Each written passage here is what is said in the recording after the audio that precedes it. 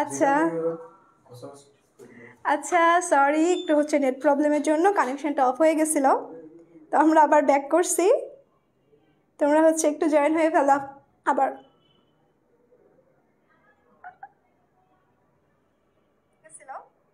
আমরা আবার ব্যাক করছি, তোমরা হচ্ছে একটু জয়েন হয়ে ফেলো আবার একটু জয়েন হও, ঠিক আছে? আমরা একটু ওয়েট করি, একটু সবাই জয়েন হোক। সরি।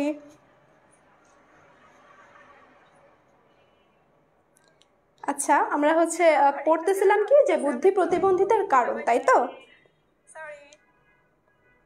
একটু দ্রুত সবাই একটু বলো যে আসছি আপু, আপু আসছি, এভাবে বলো, হ্যান্ড রেজ করো, হাত পা তোলো সবাই, বাচ্চা কাচ্চা, যে আপু আসছি। সবাই হ্যান্ড রেজ করে বলো আপু আসছি।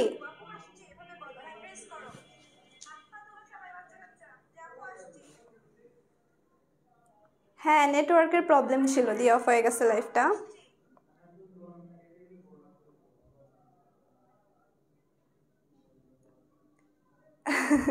হাত তোলো সবাই। ওকে, মিম চলে আসছে। কাঠগোলাপ প্রেমিকা, তোমার কি কাঠগোলাপ অনেক ভালো লাগে? আচ্ছা, বিপ্লব,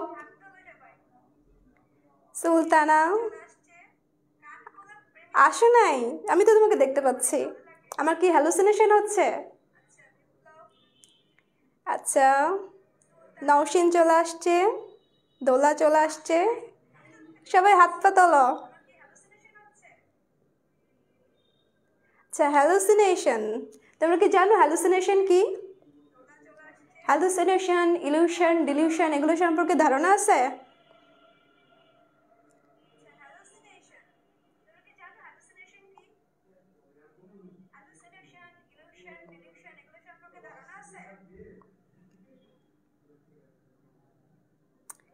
আচ্ছা, নাফিসা কি হয়েছিল আপু? আপু হচ্ছে একটু নেট প্রবলেম হয়ে গেছিলো। আচ্ছা, তোমরা অনেকেই চলে আসছো, আমরা একটু ক্লাসটা শুরু করি, তো সবাই আরেকটু আসুক, আসতে থাকুক। আমি অনেক ভালো আছি, সবাইকে ওয়ালাইকুম আসসালাম। সবাই আরেকটু জয়েন হয়ে ফেলো, ফ্রেন্ডদেরকে একটু মেনশন দাও যাদের সাইকোলজি আছে। আচ্ছা, আমরা পড়তেছিলাম যে আমি পড়াচ্ছিলাম, আমি বুঝতে পারি নাই, যাই হোক।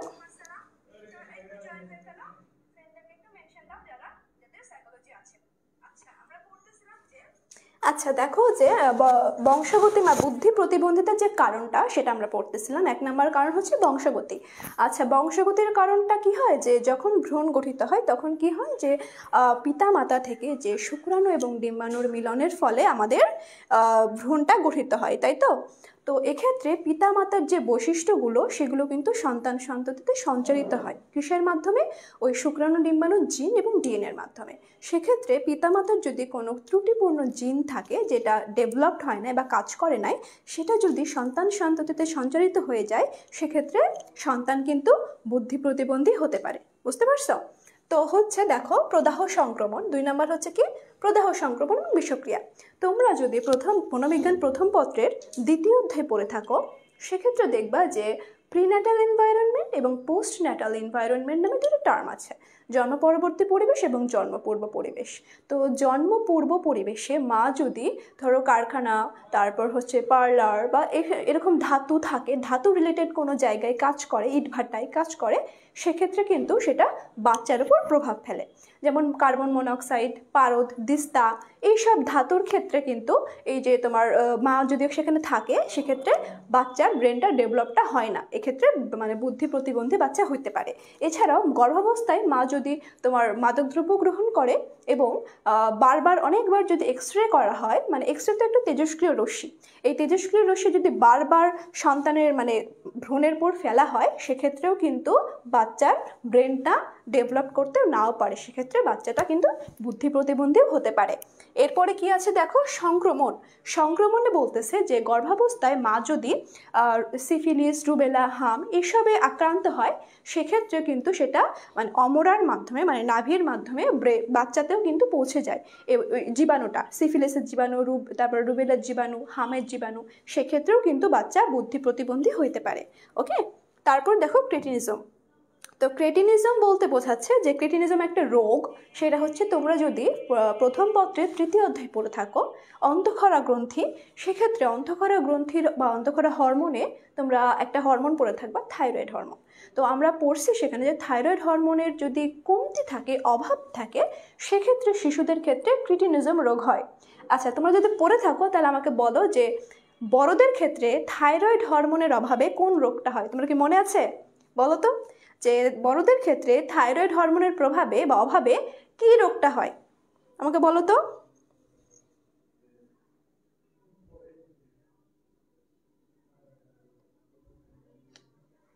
বলো, আমি একটু দেখি যে থাইরয়েড হরমোনের প্রভাবে বড়দের কি রোগ হয়। মনে আছে কারো? কারোই মনে নেই?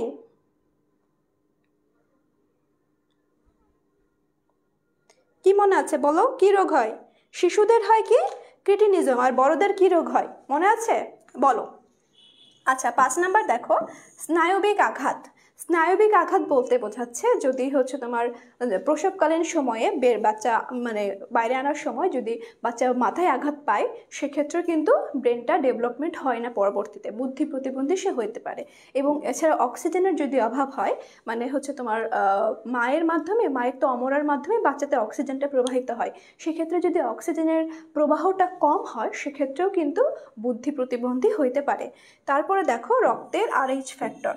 এটা কি আসলে যে বাবার যদি পজিটিভ ফ্যাক্টর থাকে এবং মায়ের যদি নেগেটিভ ফ্যাক্টর থাকে, সেক্ষেত্রে কিন্তু বাচ্চার বুদ্ধি প্রতিবন্ধী হইতে পারে। ঠিক আছে, যদিও হচ্ছে এখন তোমার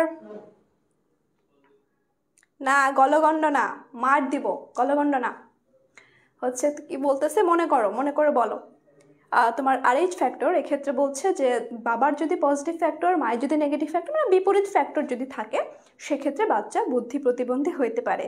যদিও হচ্ছে এখন ইনজেকশন বের হয়েছে, কিন্তু প্রথম বাচ্চাটা স্বাভাবিক হলেও সেকেন্ড বাচ্চার ক্ষেত্রে প্রবলেম হয়। ঠিক আছে, পজিটিভ নেগেটিভের ক্ষেত্রে।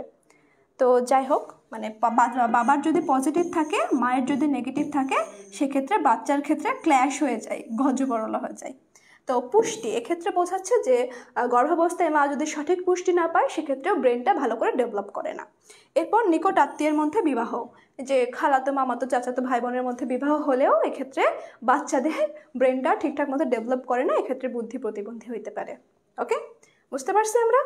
এখন আসি আমরা যে এটার ট্রিটমেন্ট বা নিরসনের কি করতে পারি আমরা। আচ্ছা, এটা তোমাদের HSC-তে সিকিউতে দেয়, ফর সিকিউ। যদি সিকিউতে দেয় এই কোশ্চেনটা যে এই বুদ্ধি প্রতিবন্ধী, ওর জন্য আমরা কি করতে পারি বা পিতামাতা তার জন্য কি করতে পারে, তোমরা জাস্ট এইটা আমি একদম সাজিয়ে দিছি, এটা একদম হুবহু লিখে ফেলবা, এর বাইরে আর কিছু লেখা লাগবে না। ঠিক আছে? তো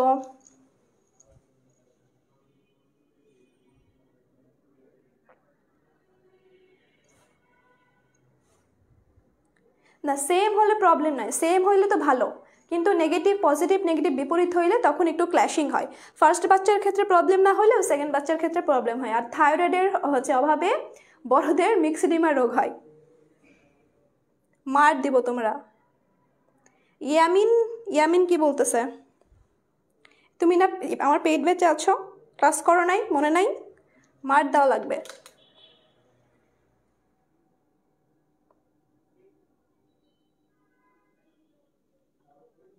আচ্ছা, জিনিয়া ইসলাম, তুমি হচ্ছে এর আগের ক্লাসগুলো করছো কিনা জানি না, আমি কিন্তু বলছি যে কোথা থেকে প্রায় MCQ আসে এবং কোথা থেকে CQ আসে। ঠিক আছে, আমাদের বুদ্ধি থেকে তোমার 3টা টপিক আছে, বুদ্ধ্যঙ্ক নির্ণয়, বুদ্ধি অভিক্ষা এবং বুদ্ধি প্রতিবন্ধিতা। এই 3টা টপিক কিন্তু CQ এর জন্য ইম্পর্টেন্ট। এক্ষেত্রে বুদ্ধি অভিক্ষার মধ্যে দলগত অভিক্ষাটা অনেক বেশি ইম্পর্টেন্ট। দলগত অভিক্ষা বলতে আর্মি আলফা, আর্মি বিটা এবং ভাষাগত এবং কর্মসম্পাদনমূলক, মূলত এই 4টা থেকে কোশ্চেন আসে, এর বাইরে থেকে আসে না। আর বুদ্ধ্যঙ্ক নির্ণয়টা আসে, আর তোমার বুদ্ধি প্রতিবন্ধী থেকে প্রায় কোশ্চেনগুলো আসে। ঠিক আছে, তো দেখো যে আমি একটু বুদ্ধি নিরসনের উপায়টা দেখি, কিভাবে আমরা নিরসন সমস্যা করতে পারি। প্রথমত চিকিৎসা। যারা বুদ্ধি প্রতিবন্ধী হয় তাদের কিন্তু কিছু ফিজিক্যাল প্রবলেমও থাকে, ঠিক আছে, যেমন হচ্ছে তোমার মিক্সিডিমা বা ক্রেটিনিজম যারা হয় তাদের হচ্ছে তোমার মুখটা ফোলা থাকে, জিহ্বাটা অনেক বড় থাকে, তারপর হাত পা নাড়াতে সমস্যা হয়। এই রকম যখন প্রবলেমগুলো হয় সেক্ষেত্রে আমরা ফিজিশিয়ানের কাছে যেতে পারি, মানে ডাক্তারের কাছে যাইতে পারি, যাইতে বলতে হয় যে ডাক্তারের কাছে যাইতে পারি। সেক্ষেত্রে তারা যখন আমাদেরকে ক্রিটিনিজম যদি হয়, ক্রিটিনিজমের ক্ষেত্রে থাইরয়েড মেডিসিন প্রেসক্রাইব করতে পারে। তারপর তোমার যদি ফিনাইল কিটোনিউরিয়ার সমস্যা হয় সেক্ষেত্রে তারা ফিনাইল অ্যালানিন নামে একটা তোমার থাকে, প্রোটিন থাকে, সেটা সাজেস্ট করতে পারে। তো এইরকম ডাক্তারের কাছে গিয়ে আমরা এই ত্রুটিগুলো, ফিজিক্যাল ত্রুটিগুলো আগে কমাইতে পারি। ওকে, দেখছো ক্রিটিনিজম, ফিনাইল কিটোনিউরিয়া, ঠিক আছে। এক্ষেত্রে সমস্যাগুলো হয় কি যে ব্রেনটা ঠিকঠাক মতো ডেভেলপ করে না, বয়স অনুযায়ী আচরণ করতে পারে না, হাত পা ফুলে যায়, মুখ ফুলে যায়, তারপরে তোমার পেটটা ফেপে যায়, এইরকম সিনড্রোম দেখা যায়। তো তারপরে দেখো কাউন্সেলিং বানানটা ভুল, কাউন্সেলিং হচ্ছে বাচ্চাদের বুদ্ধি প্রতিবন্ধীদের ক্ষেত্রে ওরা তো সামাজিকভাবে ইন্টারাকশন করতে পারে না, তো তোমার হচ্ছে যদি কাউন্সেলিং করা হয় এক অটিস্টিক বাচ্চাদের জন্য থাকে তোমার ABA থেরাপি থাকে একটা, ঠিক আছে।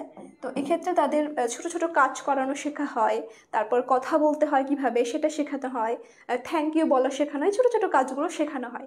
তারপর এছাড়াও কাউন্সিলিং কি করতে পারে, পিতা মাতাকে মানে তার বাচ্চার যে বুদ্ধি প্রতিবন্ধী, মেন্টালি রিটার্ডেড, এটা অ্যাকসেপ্ট করতে শেখাইতে পারে, মানে বোঝাইতে পারে, পরামর্শ দিতে পারে যে না ইটস ওকে, এটা অ্যাকসেপ্ট করা যায়, এটা ট্রিটমেন্টও আছে, এবং আপনার বাচ্চা যদি ট্রিটমেন্টটা করানো যায় তাহলে একটা বেটার লাইফ লিড করতে পারে।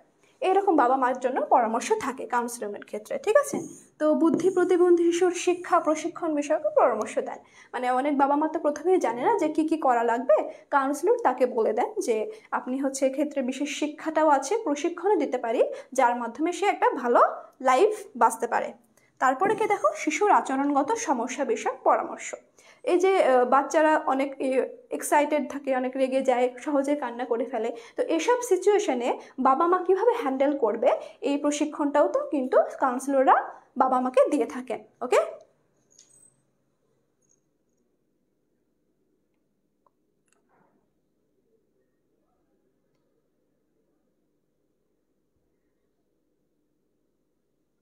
আচ্ছা স্ক্রিনশট নিবা নাও।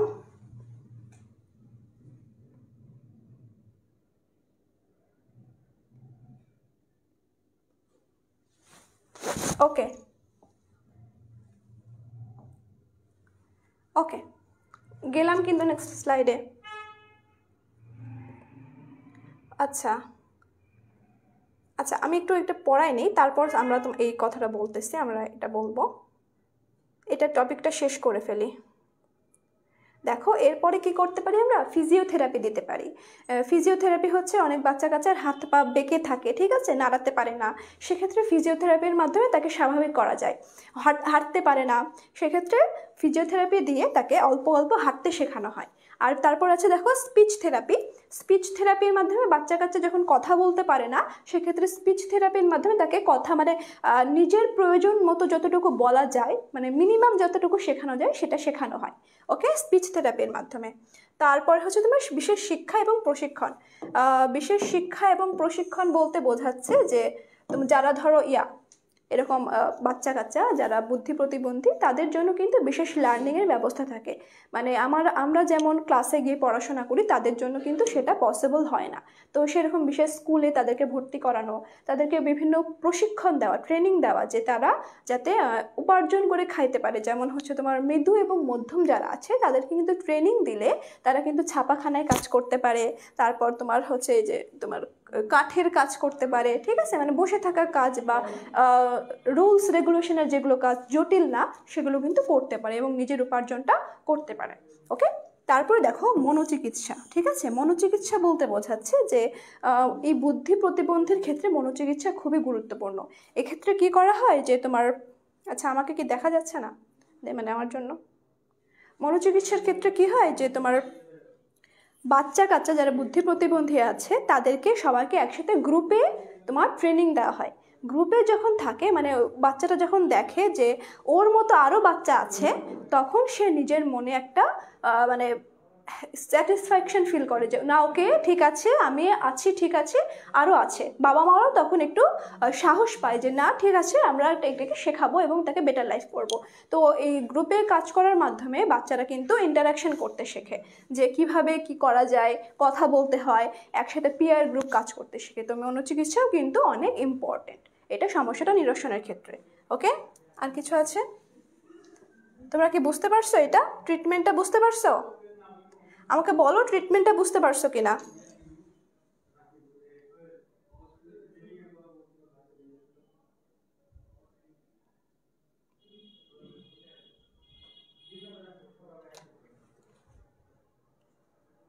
আচ্ছা,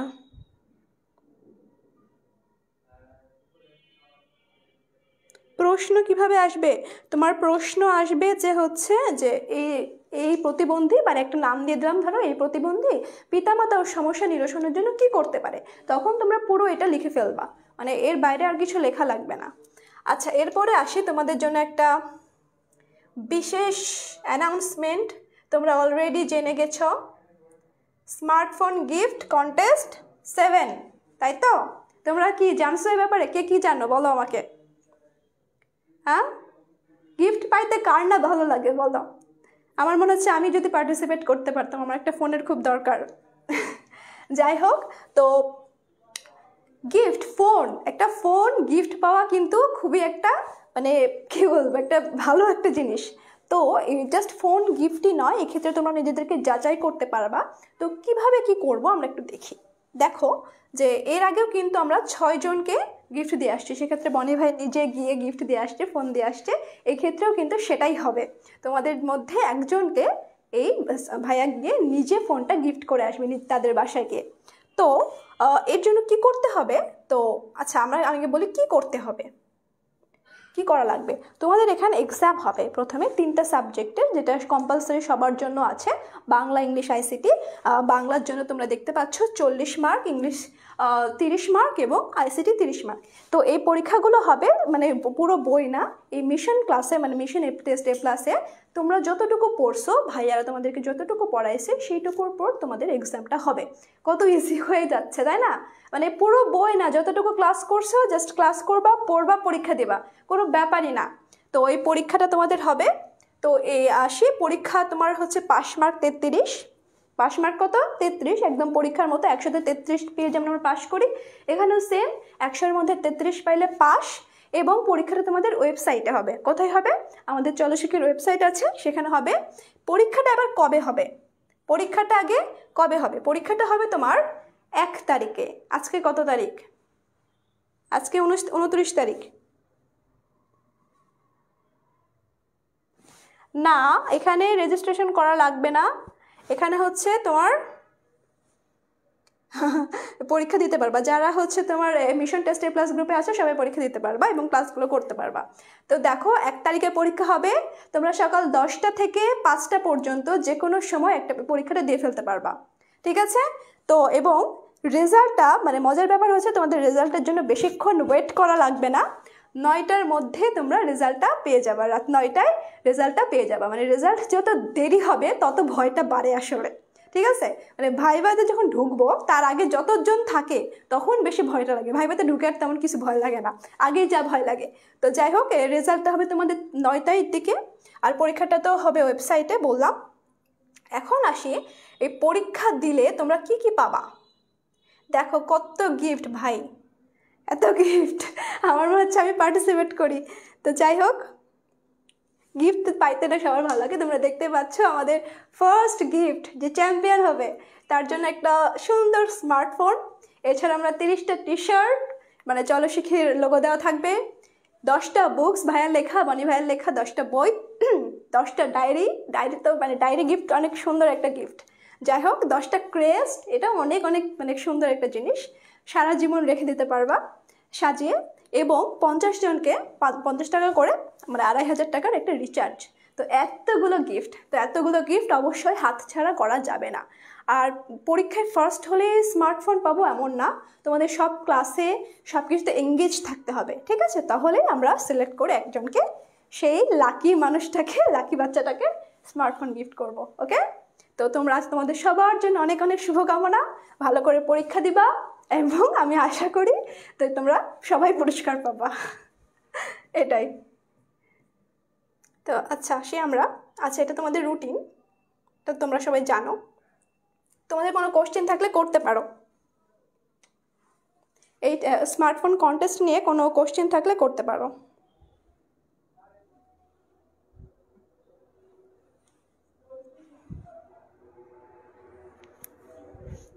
গিফট কপালে আসে রে, কপালে নাই কে বলছে? তোমাদের কপালে দেওয়ার জন্য এই স্মার্টফোন কন্টেস্ট কপালে আছে।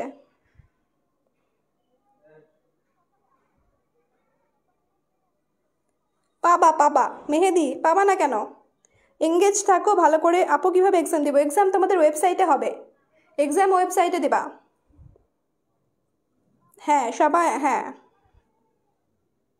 ও আচ্ছা, আরেকটা বিষয় যে যারা তোমার হচ্ছে পাস মার্কস 33 পাবা তাদের জন্য, মানে যারা যতজন পাবা তাদের জন্য একটা গিফট আছে। সেটা হচ্ছে আমাদের যে এফআরবি কোর্স আসতেছে, সেক্ষেত্রে আমরা কিন্তু এখন অফারে, মানে অফারে পোলাপান তোমরা ভর্তি হয়ে গেছো, তো 33 যারা পাবে তারা কিন্তু একদিন সুযোগ পাবে সেই অফারে ভর্তি হওয়ার।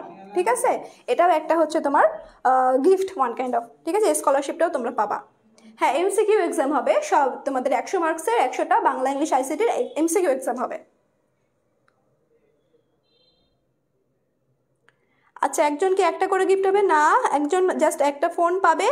তারপরে তোমার হচ্ছে ইয়া করবে 10টা ক্রেস্ট, 10টা বই, 10টা ডায়েরি, 30টা টি শার্ট এবং তোমার 2500 টাকার রিচার্জ। 50 জন পাবে সেটা। ওকে, এখন আমরা পড়াশোনায় ফিরে আসি।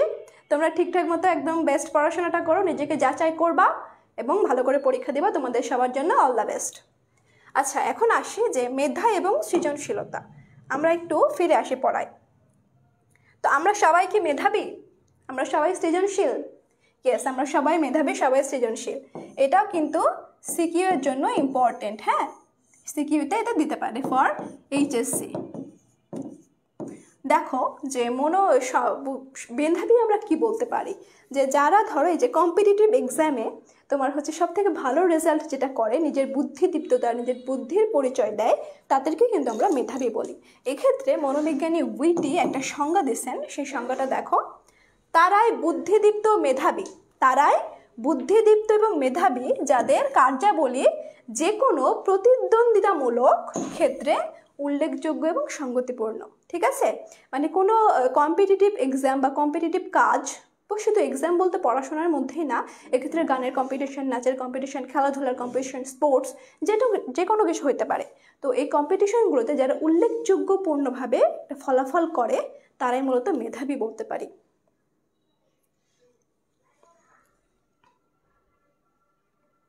ঠিক আছে, তো দেখো যে এই মেধাবী শিশুদের কিছু ক্যারেক্টারিস্টিক্স আছে। এই ক্যারেক্টারিস্টিক্সগুলো তোমাদের এইচএসসিতে দেয়, মানে ক্যারেক্টারিস্টিক্সগুলোই দেয় যে এই ভালো, এই একজনের নাম দিয়ে দেয়, ধরো এই পরীক্ষায় ভালো করলো, তো এটা কি এবং এটার বৈশিষ্ট্যগুলো লেখো। তখন তোমাদের মেধাবী কারা এই সংজ্ঞাটা দিতে হবে এবং এর বৈশিষ্ট্যগুলো লিখতে ফেলতে হবে, আর কিছুই করা লাগবে না। দেখো যে মেধাবী শিশুদের দৈহিক বিকাশ, মানে ফিজিক্যাল গ্রোথটা অনেক দ্রুত হয়, তারা দ্রুত বেড়ে ওঠে, কথা বলতে পারে, দ্রুত হাঁটতে পারে, সব কিছু। এদের ভাষার বিকাশও খুব দ্রুত হয়, মানে এরা খুব অল্প বয়সে কথা বলতে পারে। তোমাদের মধ্যে আশেপাশে অনেক বাচ্চা হলে দেখবা যে তাড়াতাড়ি গ্রোথ হয়ে যাচ্ছে, তাড়াতাড়ি বাবলিং বাব্বা বাব্বা মাম্মা মাম্মা করে কথা বলতে শিখতেছে। ঠিক আছে, বা 2-3 বছরে স্পষ্ট করে কথা বলতে পারছে। তারপরে দেখবা এরা তাড়াতাড়ি লিখতে, পড়তে এবং গুনতে শেখে। মানে তোমরা খেয়াল করে দেখবা যে আশেপাশে যে অনেক বাচ্চা কাচ্চাকে বেশি শেখাইতে হয় না, এরা একবার বললেই দ্রুত, মানে কুইক লার্নারের মতো শিখে ফেলে। ঠিক আছে, এরা পড়া মুখস্থ করে না, অন্তর্দৃষ্টির মাধ্যমে শেখে। আমি যেটা বারবার বলি যে পড়া কখনোই মুখস্থ করা লাগবে না, এটা কনসেপ্ট যদি বোঝো তখন অবশ্যই লিখতে পারবা, শুধু মনোবিজ্ঞান না, যে কোনো সাবজেক্টই। তো এরা প্রবল কৌতূহল প্রবণ হয়ে থাকে, এদের কিউরিসিটি অনেক থাকে, যে একটার পর একটা কোশ্চেন করে, কি করতে হবে না করতে হবে, প্রত্যেকটা মানে ব্যাপারে তারা কোশ্চেন করতেই থাকে। এরপরে আসি যে এরা কোনো বন্ধুর প্রতি দীর্ঘক্ষণ মনোনিবেশ করতে পারে বা হচ্ছে তোমার কারো প্রতি, বন্ধু ছাড়াও আশেপাশে তুমি যার সাথে কথা বলতেছো ওই বাচ্চাটা কিন্তু অনেক অ্যাটেনশন দিয়ে তার কথাটা শুনতে পারে, অ্যাজ আ গুড লিসনার। ওকে, এটা তার বৈশিষ্ট্য। আরও কিছু আছে, দেখো এদের স্মৃতিশক্তি প্রখর হওয়ায় এরা অনেক দিনের ঘটনাটাও মনে রাখতে পারে, এদের মেমোরিটা অনেক শার্প হয়। তারপরে এরা চিন্তাশীল প্রকৃতির হয় এবং খুব কম বয়সে লজিক্যাল কথা বলে, এরা জাস্ট ফ্যান্টাসিতে ভোগে না, এরা হচ্ছে বাস্তবিকভাবে কথা বলতে শেখে। তো এরা সকল বিষয় অনেক গভীরভাবে মনোযোগ করে, পর্যবেক্ষণ করে যে আসলে কি হচ্ছে বিষয়টা, এবং সিচুয়েশন অনুযায়ী রেসপন্স করে। ঠিক আছে, বুদ্ধি প্রতিবন্ধী যারা আছে তারা তো তোমার সিচুয়েশন অনুযায়ী রিয়াক্ট করতে পারে না, কিন্তু এরা করে। এবং এরা প্রচলিত পদ্ধতি এবং ধারণা পরিত্যাগ করে নিজস্ব পদ্ধতি এবং ধারণায় কাজ করে, ট্র্যাডিশন অনুযায়ী না কাজ করে নিজের মতো করে নিজের একটা পদ্ধতি আবিষ্কার করে সে অনুযায়ী কাজ করে। এরা হচ্ছে মেধাবী। ওকে, এটা একদম ঠোঁটস্থ করে ফেলবা, একদম মুখস্থ করে ফেলবা। এরপর আসি সৃজনশীলতায়। সৃজনশীলতা মেধাবী সেম না। সৃজনশীলতা বলতে বোঝাচ্ছে মেধাবী না হলেও সৃজনশীল হওয়া যায়। সৃজনশীল কারা? যারা নতুন কিছু উদ্ভাবন করে মূলত। ঠিক আছে, নিজস্ব বুদ্ধি দিয়ে নিজস্ব আইডিয়া দিয়ে নতুন কোনো কিছু আবিষ্কার করাই হচ্ছে সৃজনশীলতা। দেখো যে কোনো মানুষের নিজস্ব চিন্তাভাবনার আলোকে কোনো কিছু নতুন করে তৈরি করা, একটি বিষয়কে নতুনভাবে উপস্থাপন করাই হচ্ছে সৃজনশীলতা। ঠিক আছে, তো উইলিয়াম জেমস তিনি কি বলছিলেন দেখো, যে এটা জাস্ট মনে রাখবে, এটা এমসিকিউ এর জন্য, যে ধরো এই লাইনটা তুলে দিল এবং বলল যে এটা কে বলছে, এটা কে বলছে, তখন বলবা যে উইলিয়াম জেমস। তো উইলিয়াম জেমস কি বলছে দেখো, উদ্ভাবনীমূলক চিন্তনের ফলাফলই হলো সৃজনশীলতা। কোনো কিছু উদ্ভাবন করা, ইনভেন্ট করার যে একটা থট প্রসেস, থিঙ্কিং লেভেলটা, সেই থিঙ্কিং লেভেলে যদি কেউ যাইতে পারে সেটাকে আমরা সৃজনশীলতা বলবো, একদম নতুন কিছু। এরপর আসি ক্লার্ক কি বলতেছে দেখো, সৃজনশীলতাকে মেধার চূড়ান্ত ফলাফল বা অভিব্যক্তি বলা হয়। চূড়ান্ত অভিব্যক্তি বলা হয়। মেধাটা তখনই প্রকাশ পাবে, একদম আপার লেভেলে যাবে, সর্বোচ্চ লেভেলে যাবে, যখন সে সৃজনশীল হবে, সৃজনশীল হয়ে নতুন কিছু আবিষ্কার করবে। তোমরা আশা করি বুঝতে পারছো? ঠিক আছে, সংজ্ঞাটা জরুরি বলতে এই দুইটা সংজ্ঞা মনে রাখবা, সব সংজ্ঞা জরুরি না। যখন তোমরা ডেফিনেশন দিবা কোনো কিছুর, যেমন মেধা কি, সৃজনশীলতা কি, এটা তো কখতে দিতে পারে, কত দিতে পারে, সেক্ষেত্রে তুমি যদি বিজ্ঞানের নাম মনে করে দাও সেক্ষেত্রে লেখাটা বেটার হয়। বুঝতে পারছো? আর এই দুইটা এমসিকিউ তো দেয়, ফর এমসিকিউ।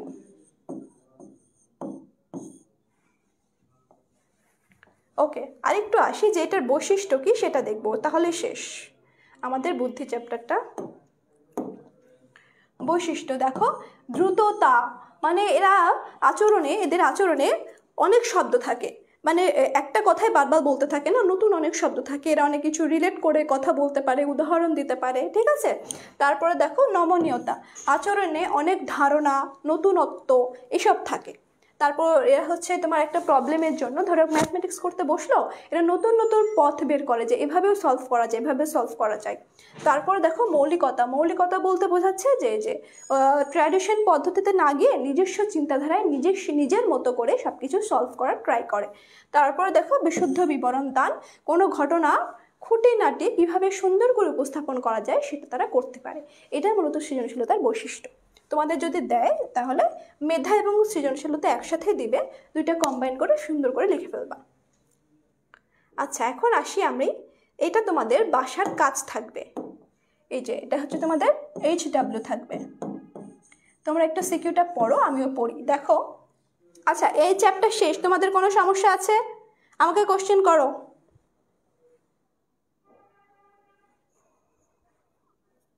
হ্যাঁ, নাম্বার দিবে। আচ্ছা, তুফাইল আহমেদ জিহাদ, আচ্ছা তুমি বলছো যে বিজ্ঞানীদের নাম না দিয়ে সংজ্ঞা দিলে, নাম্বার দিবে, কিন্তু লেখার একটা হায়ার মান আর লোয়ার মান এটা তো আছে। তুমি যদি বিজ্ঞানীর নাম দিয়ে দাও সেক্ষেত্রে সেটা বেশি গ্রহণযোগ্য হবে।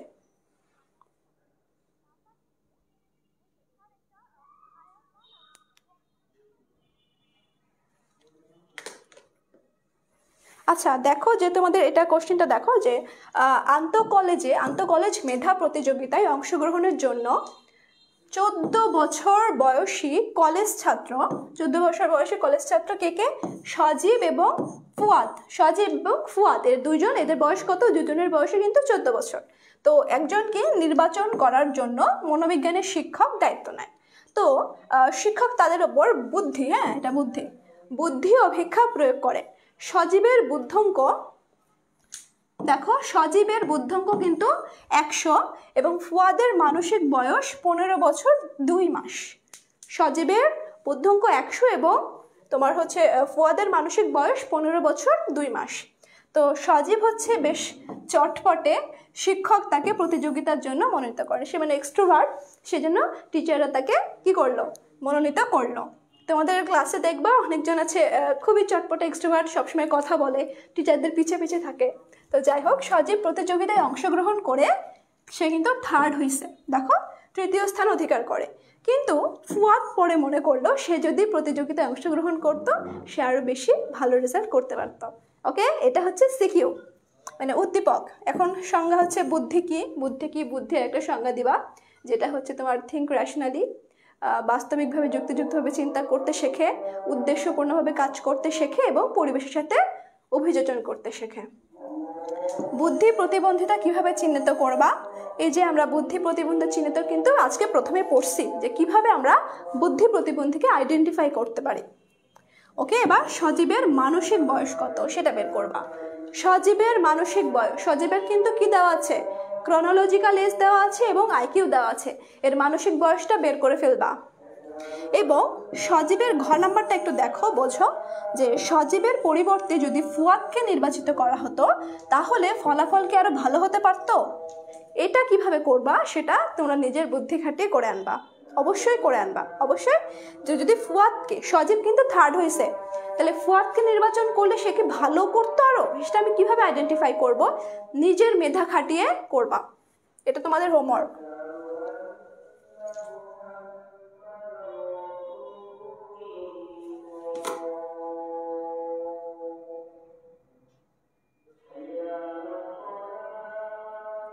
আচ্ছা, আরেকবার বুঝাই দেব। কি ক্লিয়ার করে দেব? কোন পার্টটুকু ক্লিয়ার করে দেব বলো একটু। ধরো এখানে একটা কলেজে একটা কম্পিটিশন হবে, সেক্ষেত্রে 2জন স্টুডেন্ট, একজন হচ্ছে তোমার কি সজীব আর একজন হচ্ছে ফুয়াদ।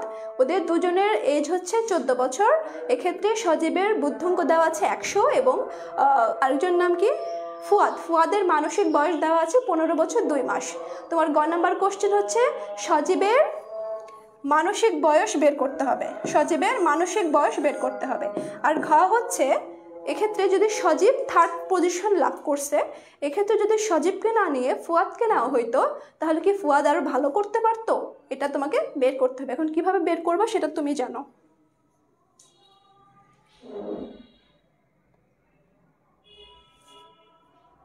বুঝতে পারছো? হ্যাঁ, এটা বোর্ড পরীক্ষার এক্সাম, বোর্ড পরীক্ষার কোশ্চেনই বাবা। নওশিন, তোমরা হচ্ছে এটা গ্রুপে পোস্ট করবা। ওকে, গ্রুপে এটা করে পোস্ট করবা সুন্দর করে। আচ্ছা, এখন আসি আমি 2 নাম্বার কোশ্চেনে। দেখো যে কি কেমন করে, এগুলো সব বোর্ড পরীক্ষার কোশ্চেন। জাস্ট কোশ্চেনটা দেখো কেমন হয়। যে জামাল এবং রিমা এই দম্পতিরা আপন খালাতো ভাই বোন, ঠিক আছে? তো এদের মধ্যে ম্যারেড হলো, তো তাদের মেয়ে হচ্ছে কাজল, তাদের মেয়ে হচ্ছে কি কাজল। তো কাজলের কি কি সমস্যা আছে একটু দেখি আমরা। আচ্ছা, কয়টা বাজে রে? আচ্ছা, এদের বাকশক্তি এবং শারীরিক দক্ষতার অভাব রয়েছে। কার? তাদের মেয়ে কাজলের। ওকে, এবং তার চেহারায় বোকা বোকা ভাব সহ পড়ালেখায় বেশ পিছিয়ে আছে। কে? কাজল। তো জামাল এবং রিমা মেয়ের সমস্যা সমাধানের জন্য নিয়মিত মনোচিকিৎসক এবং ডাক্তারের পরামর্শ নিচ্ছে। এটা হচ্ছে উদ্দীপক। তো হচ্ছে মেধা কি? মেধার সংজ্ঞাটা দিবা। খ নাম্বার হচ্ছে কার্য সম্পাদনমূলক অভিক্ষা কেন গুরুত্বপূর্ণ, এটা দিবা। আমরা পড়ছিলাম যে কেন গুরুত্বপূর্ণ, যারা ভাষার ইউজ করতে পারে না, যারা লিখতে পারে না, সেক্ষেত্রে কার্য সম্পাদনমূলক কিন্তু ইম্পর্টেন্ট। এখন গ দেখো, উদ্দীপকে কাজলের সমস্যাকে কি বলে, এর বৈশিষ্ট্য লেখো। বলো তো কাজলের সমস্যাকে কি বলে, বলো। কাজলের সমস্যাকে কি বলে? কে আগে বলতে পারে?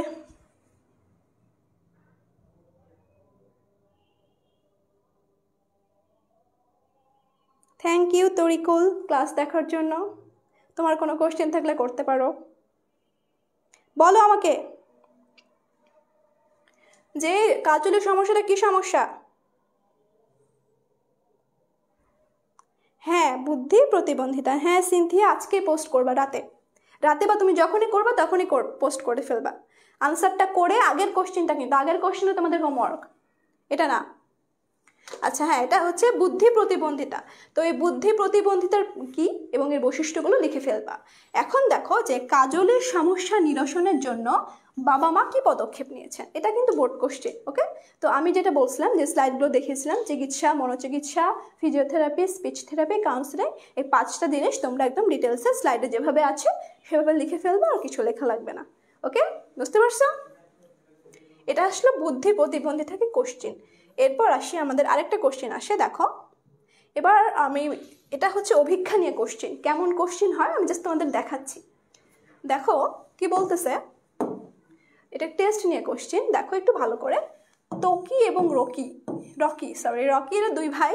ত্বকি হচ্ছে সাবলীল ভাষায় কথা বলে, লেখাপড়ায় ভালো এবং বিভিন্ন বিতর্ক প্রতিযোগিতায় অংশগ্রহণ করে। ঠিক আছে, ত্বকি ও হচ্ছে ভালো ভাষায় কথা বলে, বিভিন্ন বিতর্ক প্রতিযোগিতায় অংশগ্রহণ করে এবং হচ্ছে লেখাপড়ায় ভালো। ওকে, তো রকির কথা বলতে জড়তা থাকে, মানে রকি কথা বলতে তার জড়তা এবং লেখাপড়া করেনি সেজন্য সে, তবে কম্পিউটার, ইন্টারনেট সহ বিভিন্ন প্রযুক্তিগত কাজে তারা বেশ পারদর্শী। সে কে বলতো? রকি।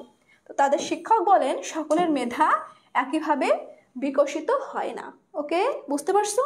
এখন কৃতি অভিক্ষা কি সেটা লিখবা, পারফরমেন্স টেস্ট কি, এবং বুদ্ধির ক্ষেত্রে মানসিক বয়স কেন গুরুত্বপূর্ণ, এটা তো জানোই তোমরা কেন গুরুত্বপূর্ণ।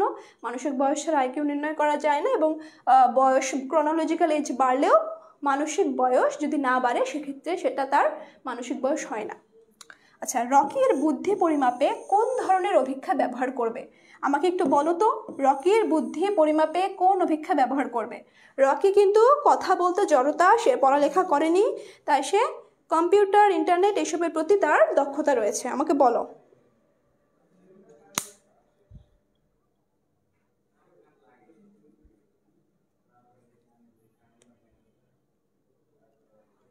বলো এটা কি হবে? তাই এটা আমাকে বলো, এটা কি কোশ্চেন হবে, আনসার কি হবে? রকির বুদ্ধি পরিমাপে কোন ধরনের অভিক্ষা আমরা ইউজ করব, বলো।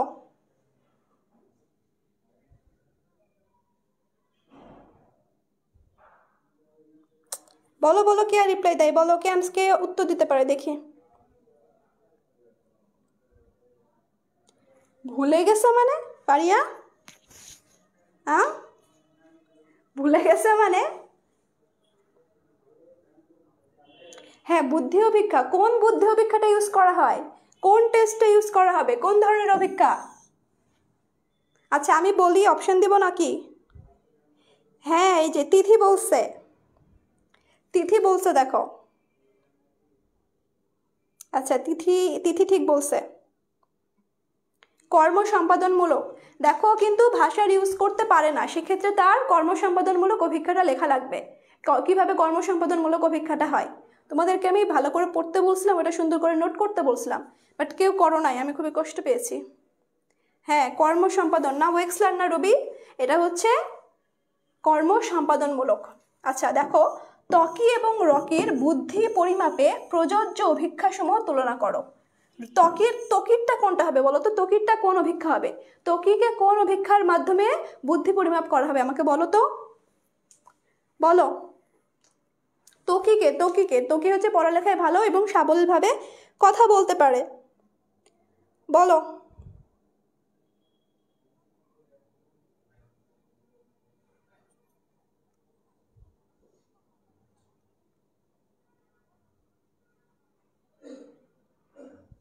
কিরে অ্যান্সার দাও, ত্বকিকে কোন বুদ্ধি অভিক্ষার মাধ্যমে? হ্যাঁ, ইয়েস, রাইট, তিথি বলছে। আরও বলো, সবাই বলো। না নিলয়, এটা হচ্ছে ভাষাগত,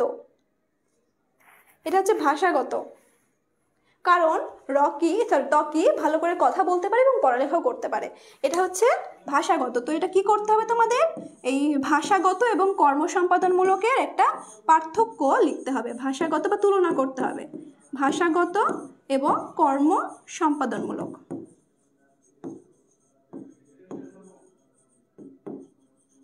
ওকে, এখানে এভাবে লিখে ফেলবা, তাহলেই হয়ে যাবে। এটাই তো সিকিউরিটি বোর্ড কোশ্চেন। তোমরা বুঝতে পারছো কেমন কোশ্চেন হয়? আমি তিনটে বুদ্ধাঙ্ক দিয়ে কোশ্চেন দেখালাম, অভিক্ষা দিয়েও কোশ্চেন দেখালাম, বুদ্ধি প্রতিবন্ধিতা দিয়েও কোশ্চেন দেখালাম। এইরকমই কোশ্চেন হয়। আচ্ছা, বুঝতে পারছো কিনা বলো, কোনো কোশ্চেন?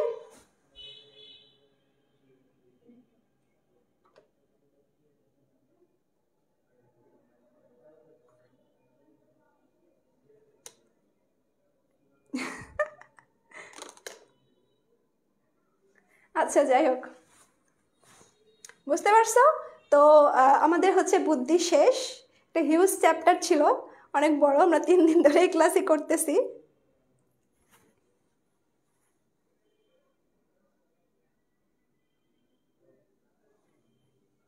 তোমাদের রাব্বি ভাই হচ্ছে তুফান ঘটক হয়ে গেছে, বিয়ের জন্য মেয়ে দেখতেছে। যাই হোক, তো হচ্ছে মনোবিজ্ঞান আমরা এখন সেকেন্ড চ্যাপ্টারটা পড়বো, ব্যক্তিত্ব, পার্সোনালিটি। তো তোমরা কি কাউকে এমন বলছো, কখনো মনে হয়েছে যে এই লোকের পার্সোনালিটি নাই, এই তোর পার্সোনালিটি নাই, কাউকে বলছো? তো আমরা হচ্ছে এরকম অহরহ শুনে থাকি যে আমরা বলি যে এই তো ওই মানুষটার পার্সোনালিটি নাই, তার ব্যক্তিত্বই নাই, পার্সোনালিটি নাই। তো আসলে পার্সোনালিটি নাই এমন কিছু না, সবারই পার্সোনালিটি থাকে, সবারই ব্যক্তিত্ব থাকে, ঠিক আছে? সবারই ব্যক্তিত্ব থাকে।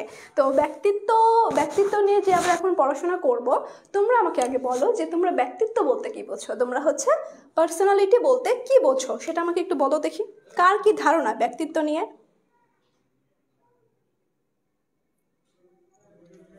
বলো কি ধারণা।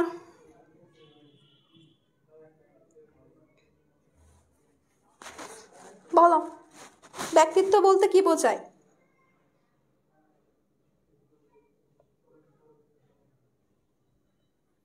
আচ্ছা, দেখো আমি বলি যে হচ্ছে তোমার পার্সোনালিটি এই শব্দটা, ব্যক্তিত্ব বা পার্সোনালিটি এই শব্দটা ল্যাটিন পার্সোনা থেকে আসছে। কই থেকে আসছে? পার্সোনা থেকে আসছে। এর অর্থ হচ্ছে মুখোশ বা তোমার হচ্ছে কোনো কিছু গোপন করা, মুখোশ বা কোনো কিছু গোপন করা। ইট মিনস হচ্ছে তোমার রোমে যখন অভিনেতারা অভিনয় করতো, তার এক প্রকার হচ্ছে তোমার মুখোশ পরতো। আমাদের যেমন মুখোশ আছে বাঘসিংহের মুখোশ, সেই তেমন মুখোশ পরতো। তো ওই মুখোশটাকে পার্সোনা বলা হতো। তো সেক্ষেত্রেই তোমার চলে আসছে যে যেটা আমরা বাহ্যিক দেখতে পাই, মানুষের আচার আচরণ দেখতে পাই, সেক্ষেত্রে পার্সোনা থেকে পার্সোনালিটি বা ব্যক্তিত্ব শব্দটা আসছে। ওকে, এখন দেখো যে এখন সংজ্ঞা দেখবো যে ক্রাইডার কি বলতেছে। তোমার ক্রাইডার বলতেছে যে ব্যক্তিত্ব বা পার্সোনালিটিকে আমাদের আচরণ এবং মানসিক প্রক্রিয়ার অনবদ্য ধরন হিসেবে সংজ্ঞায়িত করা যায়, এবং যেটা আমাদের পরিবেশের সাথে খাপ খাওয়াতে হেল্প করে। তা আমি দেখো বলতেছে যে আচরণ এবং মানসিক প্রক্রিয়া। তো আচরণটা কিন্তু মানে ব্যক্তিতে পার্থক্য থাকে। এই ব্যক্তিকে পার্থক্যর জন্যই কিন্তু পার্সোনালিটি বা ব্যক্তিত্বের পার্থক্য হয়। সবার আচরণ কিন্তু সেম ওয়েতে হয় না, সবাই একটা উদ্দীপকের প্রতি সেম ওয়েতে রেসপন্সটা কিন্তু করে না। ওকে, এবং মানসিক প্রক্রিয়া বলতে যে থিঙ্কিং লেভেলটা বলি, হ্যাঁ ব্যক্তিত্ব হচ্ছে পরিপূর্ণ রূপ।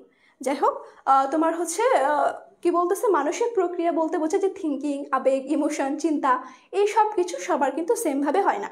তো এরকমভাবে ভ্যারি করে, ব্যক্তিত্বও ভ্যারি করে। আর ব্যক্তিত্ব হচ্ছে মানুষের একটা সামগ্রিক রূপ, সার্বিক রূপ। তার আচার আচরণ, চলাফেরা সব কিছু মিলে আমরা মানুষের পার্সোনালিটিটা মানে বাইরে থেকে মেজার করতে পারি। ওকে, এখন আলপোর্ট, তোমার এই আলপোর্ট মানে পার্সোনালিটি নিয়ে অনেক থিওরি আছে। আমরা যখন পার্সোনালিটি পড়ছি, তো আমাদের এক্সামে তো আমাদের মেবি 6টা কোশ্চেন, 7টা কোশ্চেন, 8টা কোশ্চেন, 8টা কোশ্চেনের থিওরি দিয়েছিল। এই থিওরি।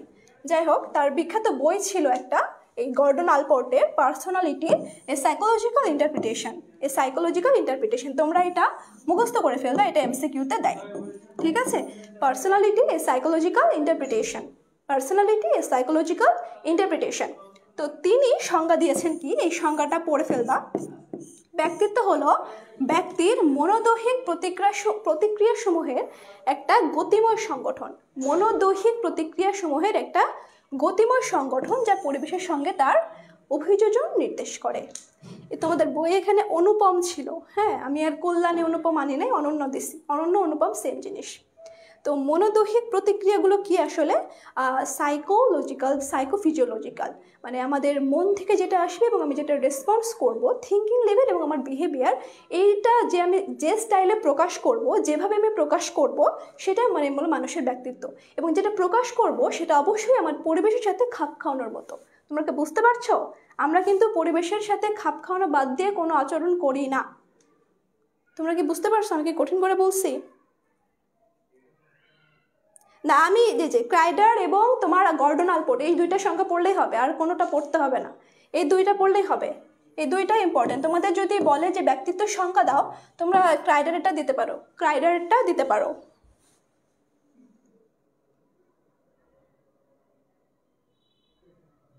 বুঝছো যে মানুষের একটা মনোদৈহিক প্রক্রিয়া, মানে মেন্টাল প্লাস ফিজিক্যাল, মানে মেন্টালি যেমন চলে এবং ফিজিক্যালি যেমন রিয়্যাক্ট করি, এইরকম একটা প্রক্রিয়া যেটা হচ্ছে মানুষকে পরিবেশের সাথে অভিযোজন করতে বা উপযোজন করতে, মানিয়ে নিতে সাহায্য করে। ওকে, এখন গেল ব্যক্তিত্ব। এখন আসি আমি ব্যক্তিত্বের যে দৃষ্টিভঙ্গিগুলো আছে, মূলত ব্যক্তিত্বের 5টা দৃষ্টিভঙ্গি রয়েছে। আমরা হচ্ছে ব্যক্তিত্বে কি পড়বো, 5টা দৃষ্টিভঙ্গি রয়েছে। কি কি দেখো, একটা হচ্ছে জৈবিক, মনোগতীয়, সংলক্ষণ, আচরণগত এবং মানবিক। জৈবিক, মনোগতীয়, সংলক্ষণ, আচরণগত, দৃষ্টিভঙ্গি এবং মানবিক। তো আমরা হচ্ছে সবগুলো একটা একটা করে পড়বো। আজকে আমরা জৈবিকটা শেষ করা ট্রাই করব। ওকে, জৈবিক দৃষ্টিভঙ্গি, বায়োলজিক্যাল পার্সপেক্টিভে ব্যক্তিত্ব আসলে কি? দৃষ্টিভঙ্গি বলতে বা মতবাদ বলতে বোঝায় যে যেসব মনোবিজ্ঞানী এই দৃষ্টিভঙ্গিগুলো দিয়েছেন তারা বিশ্বাস করেন যে শারীরিক গঠনের ওপরও ব্যক্তিত্ব নির্ভর করে। যারা মোটা তারা এক্সট্রোভার্ট হবে, যারা পাতলা তারা ইন্ট্রোভার্ট হবে, এরকমও কিন্তু নির্ভর করে, তারা এটা বিশ্বাস করতেন। ঠিক আছে, তোমরা একটু মেলানোর চেষ্টা করবে। আমরা যে এখন ক্যারেক্টারিস্টিক্সগুলো পড়বো, তোমরা একটু মেলানোর চেষ্টা করবা যে তোমাদের আশেপাশে এমন মানুষ আছে কিনা এবং তাদের পার্সোনালিটি, তাদের বিহেভিয়ারটা এমন কিনা। ওকে,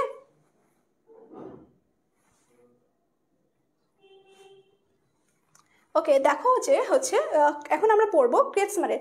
আচ্ছা, আমি এর আগে বলি যে তোমাদের ব্যক্তিত্ব থেকে কোশ্চিন বা সিকিউ আসে, এটাও তিনটা টপিক। হ্যাঁ দেখো, একটা হচ্ছে তোমার এই যে শেলডনের মতবাদ, শেলডন এবং ক্রেটসমারের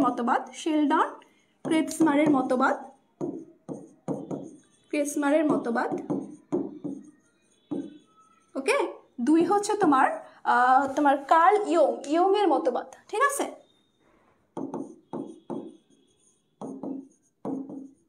ইয়ং এর মতবাদ। হ্যাঁ, ও হচ্ছে কি দিছিল, তোমার এক্সট্রোভার্ট ইন্ট্রোভার্ট যেটা আমরা বলি সেটা দিছিল। এবং আরেকটা হচ্ছে তোমার 3 নাম্বার হচ্ছে ব্যক্তিত্ব অভিক্ষা।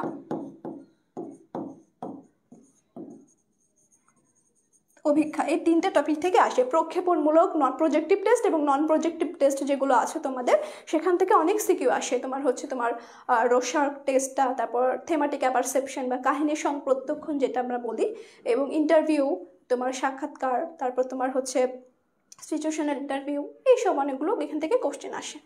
আচ্ছা যাই হোক, আমরা একটু ক্রেটসমারের মতবাদটা নিয়ে পড়ি। হ্যাঁ, ক্রেটসমারের মতবাদ নিয়ে কি পড়বো আমরা, বলো?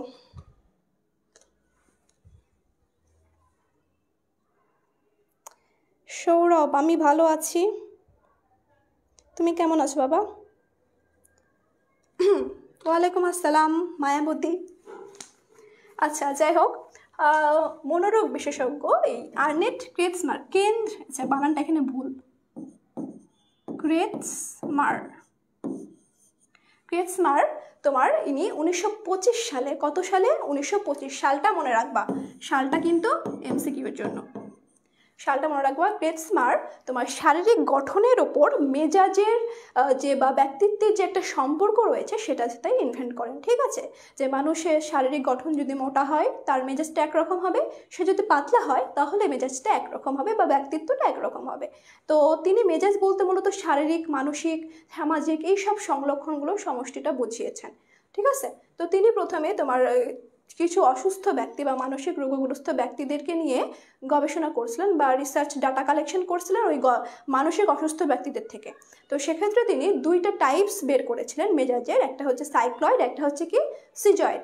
মেজাজের দুইটা টাইপস, দুইটা ভাগ করেছিলেন অসুস্থ ব্যক্তি বা মানসিক রোগগ্রস্ত ব্যক্তিদের উপর গবেষণা করে। একটা হচ্ছে সাইক্লয়েড, একটা হচ্ছে সিজয়েড। একটা হচ্ছে কি সাইক্লয়েড, একটা হচ্ছে কি সিজয়েড। দেখো সাইক্লয়েড আর একটা হচ্ছে সিজয়েড। এখন এটা আমরা জানি কি আসলে সাইক্লয়েড কি এবং সিজয়েড কি। তো সাইক্লয়েড দেখো যে এই সাইক্লয়েড রোগ তোমরা কিন্তু মেলাবা, তোমাদের আশেপাশে যদি এমন মানুষ থাকে একটু মেলাবা। আচ্ছা, সাইক্লয়েড হচ্ছে যারা তোমার বেটে হয়, একটু গোলগাল হয়, তাদেরকে বোঝাচ্ছে। যারা বেটে, যারা গোলগাল হয় তারা খুবই হচ্ছে তোমার এক্সট্রোভার্ট টাইপের হয়। তারা সব কিছু মানুষের সাথে মিশতে পারে, সামাজিক হইতে পারে। দেখো এরা হচ্ছে আবার কি হয় যে এরা হুট করে হ্যাপি হয়ে যায়, হুট করে হাসতে হাসতে থাকে এবং হুট করে কাঁদতে থাকে। তোমরা লক্ষ্য করে দেখবা চারপাশে কিছু মানুষ আছে যে এখনই হাসতেছে এখনই কাঁদতেছে। তো এটা খুব সেন্সিটিভ হয় সব কিছুতে, একটু ঠোকা লাগলে কান্নাকাটি করে। আমার একটা হচ্ছে স্টুডেন্টের মা ছিল। তো আন্টিকে যদি ওর মানে মানে ওর ভাইয়া, মানে আমার স্টুডেন্টের ভাইয়া যদি একটু জোরেও কথা বলতো আন্টি কেঁদে দিত, এমন সেন্সিটিভ ছিল। তো যাই হোক, তো এটা হচ্ছে কর্মে উত্তেজনা থাকে এবং তোমার এটা বাস্তববাদী হয় এই সাইক্লয়েডরা। আচ্ছা দেখো, এটা হচ্ছে কর্মে উত্তেজনা প্রবণ থাকে এবং বাস্তববাদী হয়, বাস্তববাদী হয়। ঠিক আছে, এরা সংবেদনশীল হয়, খুব সহজেই উৎফুল্ল হয় বা সহজে বিষাদগ্রস্ত হয়। এই যে সহজেই উৎফুল্ল এবং সহজেই বিষাদগ্রস্ত, এটা একটা রোগের লক্ষণ। সেটা হচ্ছে তোমার বাইপোলার ডিসঅর্ডার। তোমরা শুনছো কিনা জানি না এর আগে, বাইপোলার ডিসঅর্ডার, বাইপোলার ডিসঅর্ডার। ওকে, এটা হচ্ছে একটা সিমটম। তো যাই হোক, শেষ বয়সে এরা ম্যানিক ডিপ্রেসিভ রোগে ভোগে, যে এটা এই বাইপোলার ডিসঅর্ডারে ভোগে। এখানে তারা হচ্ছে ম্যানিক ডিপ্রেসিভ মানে তোমার হচ্ছে এরা এই যে হুট করে হাসি, হুট করে কাঁদে, অনিদ্রা, তারপর ক্ষুধা লাগে না, এই টাইপ সিমটমগুলো থাকে। বুঝতে পারছো বাইপোলার ডিসঅর্ডার? এখন আসি আমি ক্রিসমাস হচ্ছে। আচ্ছা আচ্ছা, সিজয়েডের স্লাইডটা আসলে হয় না, আসে নাই মনে হয়। যাই হোক, আমি একটু বলি যে সিজয়েড কারা ছিল। সিজয়েড হচ্ছে হালকা পাতলা গড়নের ছিল এবং তারা হচ্ছে অন্তর্মুখী ছিল, আত্মকেন্দ্রিক ছিল এবং সহজে সবার সাথে মিশতে পারতো না। বুঝতে পারছো, সহজে সবার সাথে মিশতে পারতো না। আমি একটু লিখি, সিজয়েড।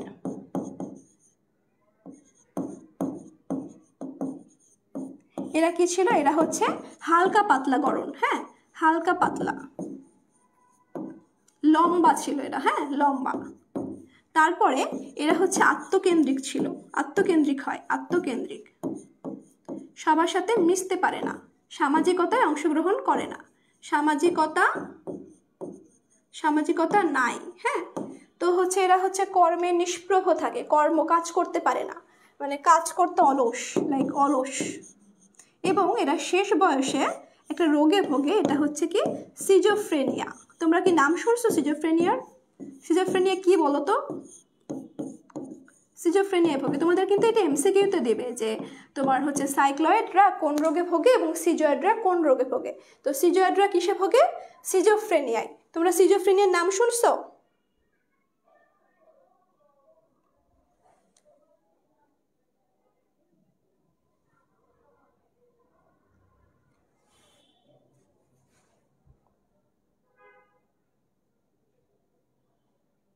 আচ্ছা, কে কে এটা? রাহুল কি করতেছে?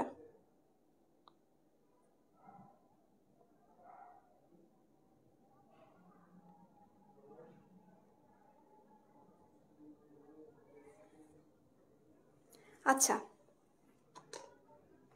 সিজোফ্রেনিয়া রোগে মানে হয় না, বলে যে জিনে ধরছে, ভূতে ধরছে। It's one kind of schizophrenia. এটা তো তোমার জিনে ধরা, ভূতে ধরা, এটা আমি বলতেছি না, এটা যেহেতু তোমার আমাদের সমাজে মানে ধর্মীয় দৃষ্টিকোণ থেকে এটার প্রমাণ আছে, সেক্ষেত্রে বলতেছি না, কিন্তু হচ্ছে এরা কি হয় হ্যালুসিনেশনে ভোগে, যে ধরো কিছু নাই তবুও দেখতে পাচ্ছে কিছু, যে হ্যাঁ এখানে আছে এখানে আছে, সেটা বলে হ্যাঁ এখানে কেউ আছে, এখানে আমাকে হচ্ছে তারা খুন করে দিবে, তারা কেউ কেউ ষড়যন্ত্র করতেছে, এরা ডিলিউশনে ভোগে, কেউ আমাকে ষড়যন্ত্র করতেছে, আমাকে সবাইকে সন্দেহ করে, এ আমার খাবারে বিষ দিচ্ছে, ঠিক আছে, মানে ধরো মাও খাবার দিতে আসছে, মাকে বলে তুমি আমার খাবারে বিষ দিচ্ছ, আমাকে মেরে ফেলতে চাও, ইলিউশনে ভোগে। ধরো হচ্ছে একটা স্বাভাবিক মানুষ, আমি দাঁড়ায় আছি, আমাকে সে ভুলভাবে পারসিভ করে, যে আমাকে ভাবতেছে আমি কোনো অশরীরী, এই টাইপ কিছু, ঠিক আছে। তো সিজোফ্রেনিয়া রোগটা খুবই আসলে মারাত্মক রোগ, এটা হচ্ছে খুবই হচ্ছে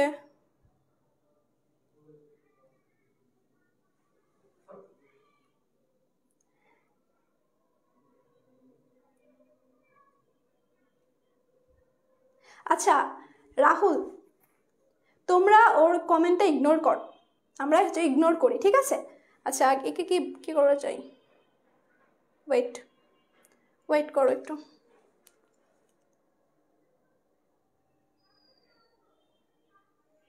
মেবি এখন করতে পারবে না।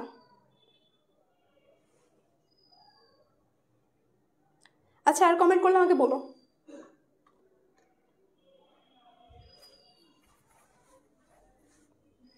আচ্ছা যাই হোক, তো এটা হচ্ছে সিজোফ্রেনিয়া রোগ হয়, আমরা একটু বেশি না যাই। আর এরপরে দেখো কি আছে, যে এই ক্রেসমার সুস্থ স্বাভাবিক ছাড়াও কিছু অসুস্থ ব্যক্তি, মানে অসুস্থ রোগ ছাড়াও কিছু সুস্থ ব্যক্তিদের ওপর তোমার এক্সপেরিমেন্ট করছিলেন।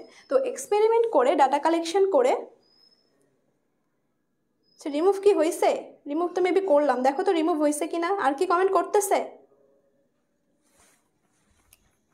যাই হোক, ক্রিসমার হচ্ছে তোমার সুস্থ স্বাভাবিক মানুষের ওপর পর্যবেক্ষণ করে তাদের দৈহিক বৈশিষ্ট্যের সাথে তাদের যে মেজাজ ব্যক্তিত্ব এটার একটা সম্পর্ক নির্ধারণ করেছিলেন। কিভাবে?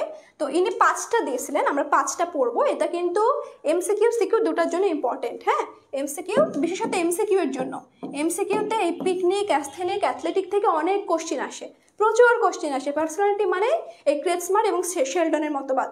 ওকে দেখো, এরা কি হয়, পিকনিক এরা খাটো হয়, গোলগাল হয় এবং মেদবহুল দেহের অধিকারী হয়। এরা খাটো, গোলগাল এবং মেদবহুল দেহের অধিকারী হয়, মনে রাখবা, ঠিক আছে। এরা প্যারালয়েড না প্যারানয়েড রোগের আক্রান্ত হয়, প্যারানয়েড রোগ।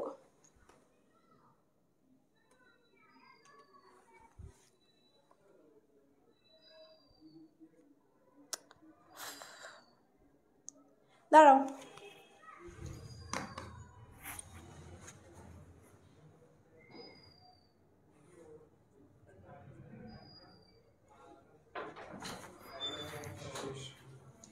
ছেলে দেখেন রাহুল, ওকে একটু ইয়ে করেন তো, রিমুভ করেন তো গ্রুপ থেকে। রাহুল, RDX রাহুল।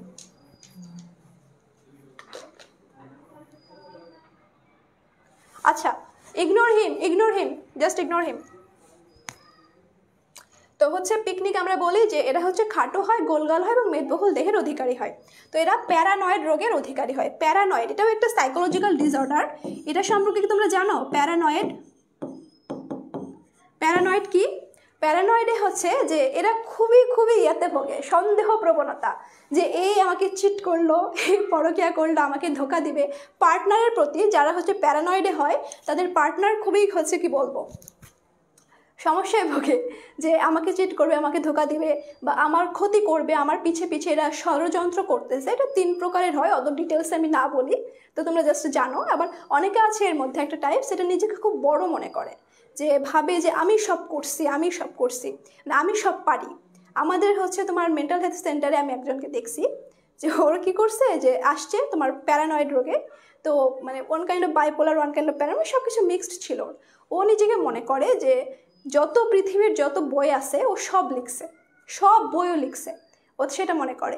অ্যান্ড হচ্ছে কী করতেছিল, জাস্ট একটা পেপার নিয়ে পেন দিয়ে জাস্ট এরকম এরকম এরকম এরকম করে, এই যে এটা আমি লিখছি, এটা আমার বই, হচ্ছে নিজেকে খুবই বড় মনে করে সবার থেকে। তো এই টাইপ অফ প্যারানয়েড। যাই হোক, তো এরা হচ্ছে বহির্মুখী হয়, অর্থাৎ এরা কি হয়, এক্সট্রোভার্ট হয়। এরা হচ্ছে এক্সট্রোভার্ট হয় এবং রসিক প্রকৃতির হয় এবং কর্মচাঞ্চল্যের অধিক থাকে। এটা হচ্ছে পিকনিক, এটা হচ্ছে গোলগাল এবং মেদবহুল হয়। বুঝতে পারছো কি?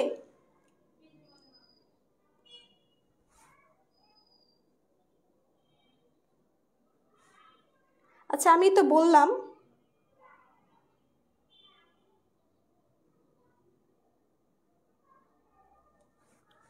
সে কোনো রিমুভ হয় নাই কেন?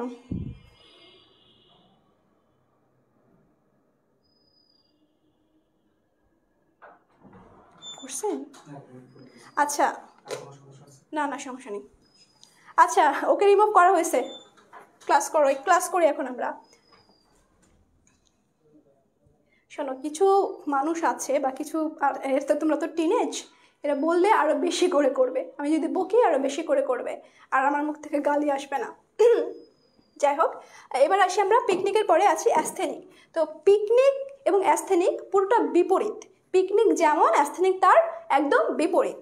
কি দেখো যে এরা হচ্ছে লম্বা, হালকা পাতলা হয়, এদের হচ্ছে হাত পা সরু হয়, এবং শরীরের তুলনায়, ওজনের তুলনায় এদের দেহের অঙ্গ প্রত্যঙ্গ বেশ লম্বা হয়। আমার একটা ফ্রেন্ডে আছে, তোমার হচ্ছে প্রায় 6'2" ইঞ্চি লম্বা। ওর সামনে দাঁড়ালে আমাকে মনে হয় লিলিপুট, লাইক একটা মেয়ে কিন্তু ছেলে না। তো যাই হোক, তো অন্তর্মুখী হয় এবং আত্মকেন্দ্রিক হয়। এটা হচ্ছে খুবই ইন্ট্রোভার্ট হয় এবং সেলফিশ হয়। এরা নিজের ছাড়া অন্য কিছু বোঝে না, এবং সামাজিক কর্মকাণ্ডে হচ্ছে এরা কম অংশগ্রহণ করে। কারা? অ্যাস্থেনিকরা, মনে রাখবা। এবং এদের বিষণ্ণতার অভাব দেখা যায়, বিষণ্ণতার ভাব দেখা যায়। এরা সবসময় স্যাড থাকে, রুম থেকে বেরোয় না, কোনো কাজে তাদের মনোযোগ থাকে না, পড়াশোনায় মানে মনোযোগ থাকে না, কোনো এক্সট্রা কারিকুলাম অ্যাক্টিভিটি করে না এরা, ঠিক আছে? এবং এরা পরে সিজোফ্রেনিয়া নামক রোগে বেশি আক্রান্ত হয়। এই যে যারা ডিপ্রেসিভ থাকে, একটা রুমে নিজেকে বন্ধ করে রাখে, তারাই কিন্তু ডিলিউশনে ভোগে, হ্যালুসিনেশনে ভোগে এবং সিজোফ্রেনিয়া আক্রান্ত হয়। বুঝতে পারছো? অ্যাস্থেনিক কারা? হ্যাঁ, তো লম্বা মানে হচ্ছে আমাদের মনে হয় ইউনিভার্সিটির ও সব থেকে লম্বা, এত লম্বা, অনেক লম্বা। যাই হোক, এটা গেল অ্যাস্থেনিক। এরপরে আসি অ্যাথলেটিক। অ্যাথলেটিক আমরা হচ্ছে দেখে বুঝতে পারছি অ্যাথলেটিক কারা হয়। তো এরা হচ্ছে তোমার সুগঠিত পেশিবহুল হয়, ঠিক আছে? এরা সুগঠিত এবং পেশিবহুল হয়। তো এই ধরনের ব্যক্তিরা অন্য ব্যক্তির সাথে ভালোভাবে মিশতে পারে। মানে অ্যাথলেটিক যারা হয়, মানে স্পোর্টসম্যান বলি আমরা, সাঁতারু বলি, বা কোনো খেলোয়াড়ি বলি, ক্রিকেটম্যান বলি, তো ওরা হচ্ছে একটু মাসেল টাসেল হয় না, তো এরা হচ্ছে সুগঠিত দেহের অধিকারী হয়। তো দেহ এবং মনের দিক থেকে এরা সুস্থ, স্বাভাবিক এবং আদর্শ মানুষ। এই অ্যাথলেটিক্সদেরকে সুস্থ স্বাভাবিক বলা হয়। এই জন্য সবার আমাদের খেলাধুলা করা উচিত, খেলাধুলা পছন্দ করে। তো এরপর আসে ডিসপ্লাস্টিক। ডিসপ্লাস্টিক হচ্ছে ওপরে যে আমরা তিনটা পড়লাম, পিকনিক, অ্যাস্থেনিক এবং অ্যাথলেটিক। পিকনিক, অ্যাস্থেনিক এবং অ্যাথলেটিক, এই তিনটার সমন্বয় হচ্ছে ডিসপ্লাস্টিক, ঠিক আছে? তো এদের মধ্যে যদি কোনো বিশেষ গুণ না থাকে, মানে স্পেশাল কোনো অ্যাবিলিটি না থাকে, আমরা বুদ্ধির ক্ষেত্রে পড়ছিলাম, তোমাদের মনে আছে কি না, যে একটা জেনারেল অ্যাবিলিটি থাকে এবং একটা স্পেশাল অ্যাবিলিটি থাকে, স্পেসিফিক কোনো নলেজ, ইন্টেলিজেন্সে। তো এরা যদি স্পেসিফিক কোনো নলেজ না থাকে বা অ্যাটেনশন না পায়, সেক্ষেত্রে সেরা হীনমন্যতায় ভোগে। এই ডিসপ্লাস্টিক এটা অনেক জটিল স্বভাবের, মানে অ্যাটেনশন সিকে, অনেকে দেখবা যে অনেক সময় অ্যাটেনশন সিক করতে চায়, অনেকে অ্যাটেনশন না পাইলে সেখানে সে থাকতে চায় না। তো এটা হচ্ছে one kind of disorder, attention deficiency, এটা হচ্ছে ওয়ান কাইন্ড অফ ডিসঅর্ডার। তো যাই হোক, ডিসপ্লাস্টিক গেল এটা, ডিসপ্লাস্টিক গেল এটা। এবং হচ্ছে হাইপোপ্লাস্টিক। দেখো, হাইপোপ্লাস্টিক কি ব্যক্তিরা ফিজিক্যালি একটু ইনেবল হয়, ঠিক আছে? ফিজিক্যালি একটু ইনেবল মানে এরা হচ্ছে তোমার শারীরিক গঠন ঠিকঠাক থাকে না, ধরো পঙ্গু, হাত থাকে না, বা হচ্ছে চোখে দেখতে পায় না, এক চোখে, বা কোনো একটা ফিজিক্যাল প্রবলেম থাকে, এবং এরা খুবই হীনমন্যতায় ভোগে, নিজেদেরকে খুবই ইনফেরিয়র ভাবে, ঠিক আছে? নিজেকে ছোট ভাবে। বুঝতে পারছো? তিনটা না, পাঁচটায় পড়তে হবে বাবা, পাঁচটায় পড়তে হবে। তিনটা থাকলেও তুমি এই পাঁচটায় দুইটা নোট করে ফেলো, পাঁচটায় পড়তে হবে, তোমাদের এখান থেকে এমসিকিউ দেয়। এখন আসি আমি ক্রেটসমারের এই তত্ত্বের কিছু দুর্বলতা আছে, কিছু লিমিটেশনস আছে। প্রত্যেকটা থিওরি কিছু স্ট্রং পয়েন্টও থাকে, কিছু দুর্বলতাও থাকে। এই ক্রেটসমারের দুর্বলতা কি দেখো, যে ধরো আমি ছোটবেলায় মোটা ছিলাম, গোলগাল ছিলাম, তো এখন এসে আমি পাতলা হয়ে গেছি, তাহলে এখন আমার আমার আগে ব্যক্তিত্ব কি হবে আর এখনকার ব্যক্তিত্ব কি হবে? ব্যক্তিত্ব কি চেঞ্জ হবে? এই বিষয়টা কিন্তু ক্রেটসমার ক্লিয়ার করেনি, যে বয়স বাড়ার সাথে সাথে যখন শারীরিক গঠনও চেঞ্জ হয়, তখন তাহলে ব্যক্তিত্বও কি চেঞ্জ হয়ে যায়? ওকে, এটা একটা লিমিটেশন। এরপরে দেখো, খাটো, লম্বা, হালকা, পাতলা, মানে খাটোদের কি হয় এবং হালকা পাতলাদের কি হয়, এটা মানে ক্রেটসমার বলে নাই। আর এটাই হচ্ছে সব থেকে বড় লিমিটেশন, হচ্ছে মাত্র 260 জন রোগীর ওপর এই ডাটাটা কালেক্ট করা হয়েছে। তো 260 জন স্যাম্পল নিয়ে সারা বিশ্বের মানুষের উপরে আমি সেটা অ্যাপ্লাই করতে পারি না। আরও যদি আমি জেনারেলাইজড করতে চাই অনেকজনের প্রতি, মানে সারা বিশ্বের মানুষের প্রতি, আমাকে আরও বেশি বিগ স্যাম্পল নিতে হবে। ওকে, এটা হচ্ছে আরও একটা লিমিটেশন। তো এটা তোমাদের এমসিকিউতে দেয়, হ্যাঁ, যে কতজনের উপর তোমার ক্রেসমার এক্সপেরিমেন্টটা করছিল। ওকে, মনে থাকবে 260 জন। এবং এর হচ্ছে তোমার সুস্থ মানুষের উপর কি করছিল? Picnic, asthenic, athletic, dysplastic, hypoplastic. মনে থাকবে সবার? হ্যাঁ, এখান থেকে সৃজনশীল আসবে, এখানে সৃজনশীল আসবে বাবা।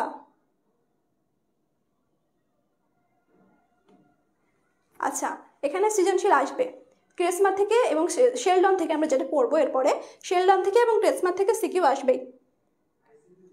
আচ্ছা, এরপরে দেখি আমরা শেষ এটা। এখন আমাকে কোশ্চেন বলো, আনসার বলো। পার্সোনালিটি শব্দটি কোন শব্দ থেকে উদ্ভূত হয়েছে আমাকে বলো। আচ্ছা, যতজন করতেছে করুক, আমাদের সেটা দেখার প্রয়োজন নাই, ঠিক আছে? কিন্তু আমি অনেক ডিসঅ্যাপয়েন্টেড যে তোমরা এত কম কেন ক্লাস করতেছো। প্রথম দিন প্রায় 200-250 মতো ছিলে।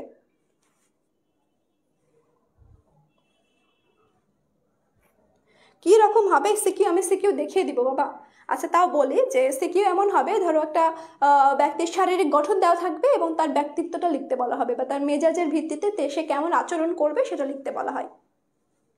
এটা বলো, একের কি হবে? পার্সোনালিটি শব্দটি কোন ভাষা থেকে আসছে? হ্যাঁ, একের ক। একের কি হবে? ক হবে। গুড। ওকে, নেক্সট। নেক্সট দেখে কে আগে উত্তর দিতে পারে, কে আগে উত্তর দিবে বলো। পার্সোনালিটি শব্দটি কোন শব্দ থেকে আসছে? পার্সোনালিটি শব্দটি কোন শব্দ থেকে আসছে? দুই বলো, দুই বলো। পার্সন, পার্সনি, পার্সোনা, পার্সনি, কি হবে? দুই বলো।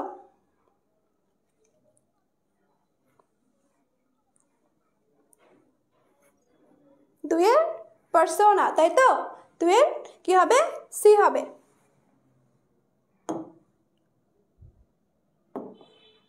ইয়েস, দুইয়ের সি, পার্সোনা। ওকে, নেক্সট দেখো যে এর পরও একটু, যে রফিক ছোটোখাটো গোলগাল, সে সহিষ্ণু ও সামাজিক। রফিক কোন ধরনের ব্যক্তিত্বের অধিকারী?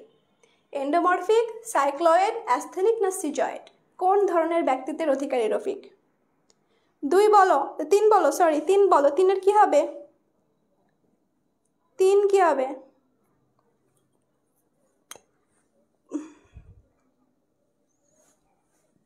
তিন বলো, তিন। তিনের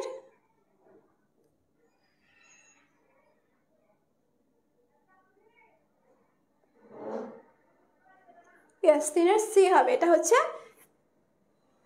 হ্যাঁ তিনের সি কেন? হ্যাঁ, এটা সাইক্লয়েড হবে। তিন কি হবে? তিনের খ হবে। হ্যাঁ, তিনের খ হবে। এটা হচ্ছে কি?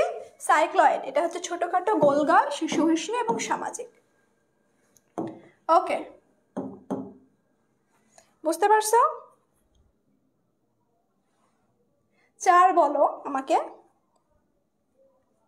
চার বলো যে মেদবহুল, গোলগাল, খাটো ব্যক্তিগণ নিচের কোন শ্রেণীর?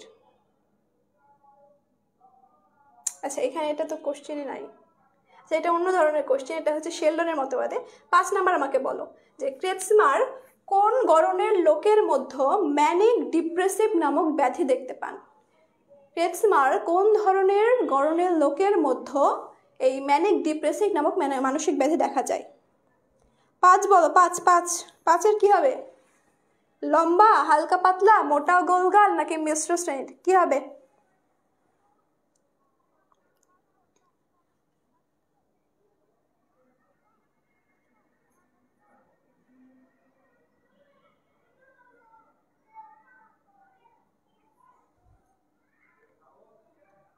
ম্যানিক ডিপ্রেসিভ কাদের মধ্যে দেখা যায়? পাঁচের খ, হালকা পাতলা শ্রেণীর মধ্যে। তাই পড়লাম আমরা, এই মনে আছে তোমাদের?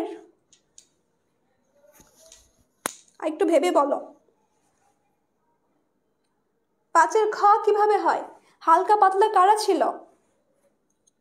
আমাকে বলো, হালকা পাতলা কারা ছিল? এরা সিজয়েড ছিল এবং সাইক্লয়েড ছিল, তারা গোলগাল, এবং তাদের মধ্যে দেখা যেত ম্যানিক ডিপ্রেসিভ, এবং সিজয়েডের মধ্যেও সিজোফ্রেনিয়া। তোমরা এভাবে মনে রাখবা, সিজয়েড সিজোফ্রেনিয়া, সিজয়েড সিজোফ্রেনিয়া, এভাবে মনে রাখবা, সিজয়েড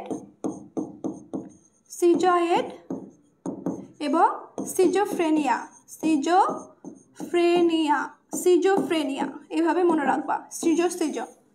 ঠিক আছে, তাহলে ম্যানিক ডিপ্রেসিভ কাদের মধ্যে দেখা যায়? মোটা এবং গোলগাল শ্রেণীর। পাঁচের গ হবে। ওকে, 5টা 4:24 বাজে। তোমাদের হচ্ছে আমি কি আর একটু পড়াবো? তোমরা কি পড়বা নাকি এখানে আজকে শেষ করব বলো? শেলডনটা পড়াতে চাচ্ছিলাম, বাট সময় নেই। আচ্ছা, আমরা নেক্সট দিন পড়বো শেলডন। তো বলো আমাকে যে তোমাদের কোনো কোশ্চেন আছে কিনা, কোনো কিছু নিয়ে কোনো কোশ্চেন আছে কিনা আমাকে একটু বলো।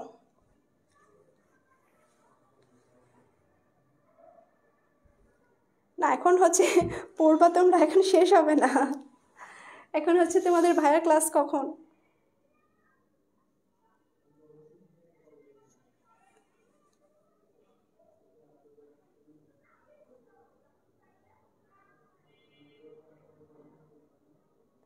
হ্যাঁ, প্রশ্ন করো। আচ্ছা, আজকে আমরা প্রশ্ন নেই, আজকে আমরা আর না আগাই, ঠিক আছে? আমরা হচ্ছে নেক্সট দিন শেলডনের মতবাদটা আগে পড়বো, তারপরে শুরু করব। হচ্ছে তোমাদের ক্লাসও আছে 5টার দিকে মনে হয়, পরিণতি ক্লাস আছে।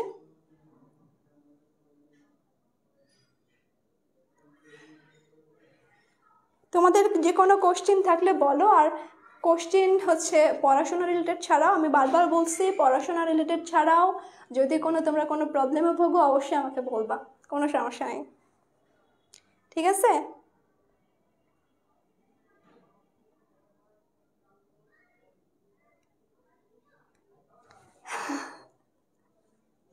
আচ্ছা, পড়বা তোমরা। অ্যাস্থেনিক হচ্ছে, আচ্ছা পিকনিক, আচ্ছা মনোবিক, তোমার ক্রেপসমার পিকনিক অ্যাস্থেনিক এই দুইটা বলছেন। পিকনিক যেমন এবং অ্যাস্থেনিক তার উল্টা। অ্যাস্থেনিক তোমার হচ্ছে হালকা পাতলা গড়নের, এরা অনেক সেলফিশ হয় এবং হচ্ছে সমাজের সাথে মিশতে পারে না, এই কাইন্ড অফ, ঠিক আছে?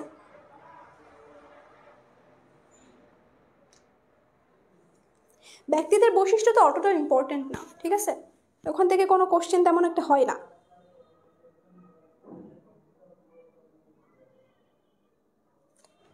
সাইক্লয়েড সিজয়েড এগুলো নিবা স্ক্রিনশট, ওকে নাও। আচ্ছা, আমরা আজকে আর না গাই, হ্যাঁ? তোমাদের হচ্ছে ওভার হয়ে যাবে মেবি, অনেকক্ষণ পড়ছি আজকে আমরা। সাইক্লয়েড সিজয়েড নিবা না? এখানে সাইক্লয়েড আছে, সিজয়েডটা আসলে দেওয়া হয় নাই কোনো কারণে হয়তো বা, সাইক্লয়েডটা নাও।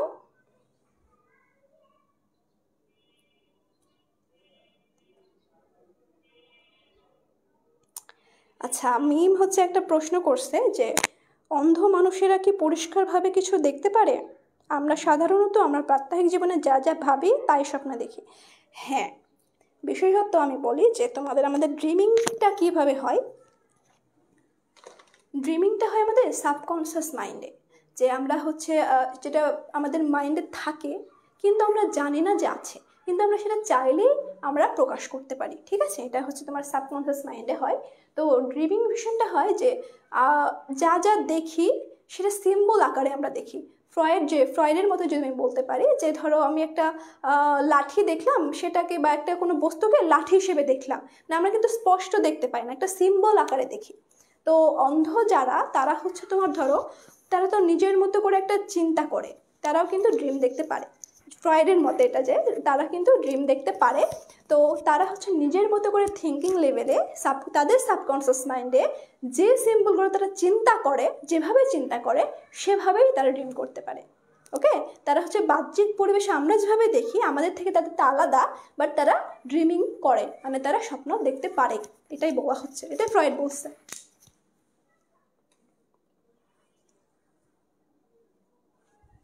আপু সরেন, আচ্ছা সরে যাচ্ছে।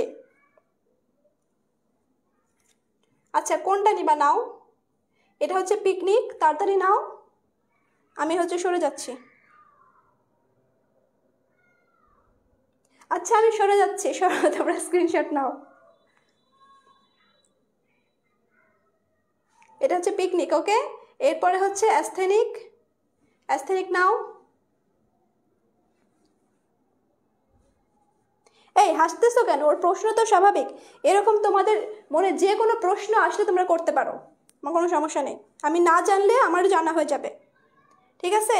হ্যাঁ হ্যাঁ পিডিএফ পাওয়া যাবে। ওকে, এটা এই যে এটা স্ক্রিনশট নাও। আচ্ছা ইম্পর্টেন্ট অধ্যায়গুলো তোমরা জানতে চাইছো, ইম্পর্টেন্ট। আচ্ছা মিম, তুমি আমাকে প্রশ্ন করবে, আমার ভালো লাগছে তোমার কোশ্চেন, থ্যাংক ইউ কোশ্চেন করার জন্য। এরকম যে কেউ কোশ্চেন করতে পারো। আচ্ছা আমি বলি, ইম্পর্টেন্ট চ্যাপ্টারগুলো তোমাদের হচ্ছে বুদ্ধি থেকে কোশ্চেন আসে, ব্যক্তিত্ব থেকেও কোশ্চেন আসে, তারপর তোমার এগুলো অনেক ইম্পর্টেন্ট। তারপরে আর কি কি চ্যাপ্টার আছে তোমাদের? 8 অধ্যায় থেকে পরিসংখ্যান থেকে একটা আসে, আর কি কি আছে আমার তো মনে নাই। নো, ইটস নট সাইকোর প্রভাব। এটা সবসময় কোশ্চেন করা, তোমাদের মনে যখনই কিউরিওসিটি আসবে তখনই তোমরা জানতে পারবা। তোমরা ফ্রয়েডকে কতজন চেনো? ফ্রয়েড সম্পর্কে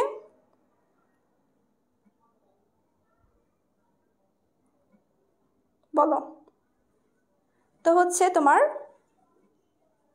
এই তো কোশ্চেন করবা, কোনো সমস্যা নেই, ঠিক আছে? তুমি হচ্ছে বুদ্ধি ব্যক্তিত্ব 8 অধ্যায়, আমার চ্যাপ্টারগুলো মনে নাই, তুমি একটু চ্যাপ্টারগুলো বলো তো, ভুলে গেছি নামগুলো। কি কি আছে? মনোভাব ছিল, সামাজিকীকরণ ছিল, তারপর আর কি ছিল? একটা কনফ্লিক্টের অধ্যায় ছিল তোমার, দ্বন্দ্ব, অ্যাগ্রেশন, দ্বন্দ্ব, ওটা ইম্পর্টেন্ট। কর্মভার ওখান থেকে, ওটা ইম্পর্টেন্ট। তারপরে কি কি ছিল?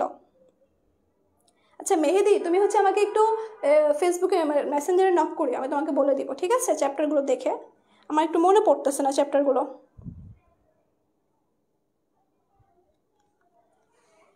ওকে, আর কারো কোনো কোশ্চেন নেই? তোমরা সবাই সিকিউ হোমওয়ার্কটা করবা এবং অবশ্যই গ্রুপে পোস্ট করবা, হ্যাঁ? এবং ক্লাসে যদি কিছু না বুঝতে পারো আমাকে অবশ্যই জানাবা। ওকে, সবাইকে টাটা। তারপর সত্য তো কালকে পর্যন্ত বা নেক্সট দিন পর্যন্ত ভালো থাকো সবাই, দেখা হবে নেক্সট ক্লাসে। অ্যান্ড এরপরে ক্লাসটা করো। সবাইকে বাই বাই।